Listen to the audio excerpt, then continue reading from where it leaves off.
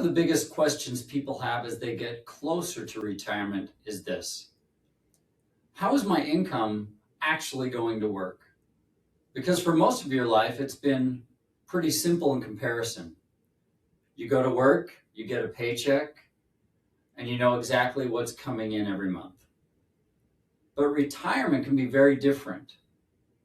The paycheck from your job goes away. And now your income has to be created from the assets you've built over time. Social Security, investment, pensions. And this is where a lot of people start to feel uncertain, not because they haven't saved enough, but because no one has really shown them how that money is going to turn into income. And what I found is that most people are looking for one answer. What's the right withdrawal rate? How much can I take out of this account? But retirement income doesn't really work that way, at least not long term. It's not just one decision. It's more of a structure.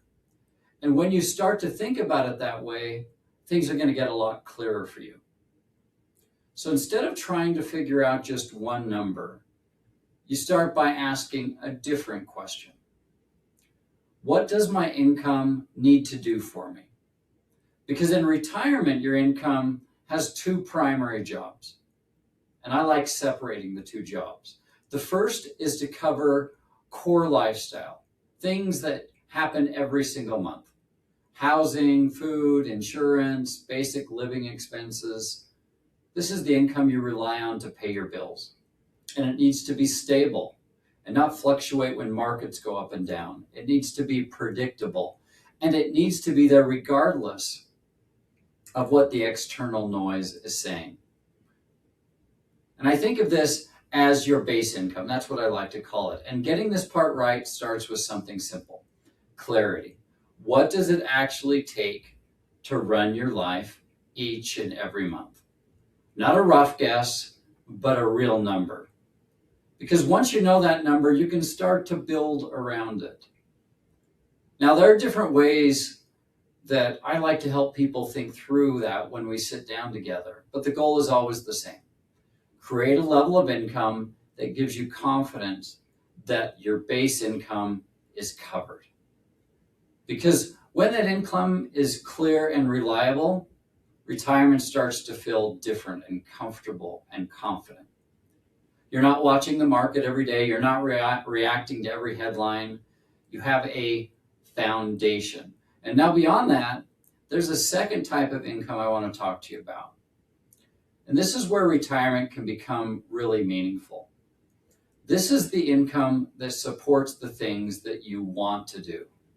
For many people, that's travel or creating experiences with the people you love, helping families get ahead or purchase a house or gifts, projects, things around the house, a new kitchen remodel. The things that make retirement feel like more than just getting by. I like to think about this as flexible income or fun money. And this income doesn't need to look the same every single month or year. It can move, it can adjust. Some years you can take it, some years you don't take it. And it can come from different places strategically over time, things that are taxed a different way depending on the phase of life that you're in. And all that's okay because it's not supporting your core needs. It's supporting your lifestyle and the way you envision retirement to look. Now, when you separate income this way and we get the two jobs instead of just one, something important happens. You stop trying to make every dollar do the same job, and instead you start aligning your assets with how they're going to actually be used and when they're going to be used. Some assets will be used to create this stability or stable income. Some are there to provide flexibility.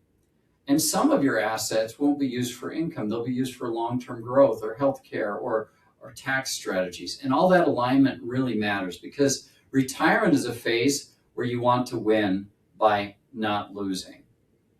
What I mean by that is you're in a stage of life where you can't afford large, poorly timed market losses. So this isn't about eliminating all risk, it's about placing risk in the right part of your plan.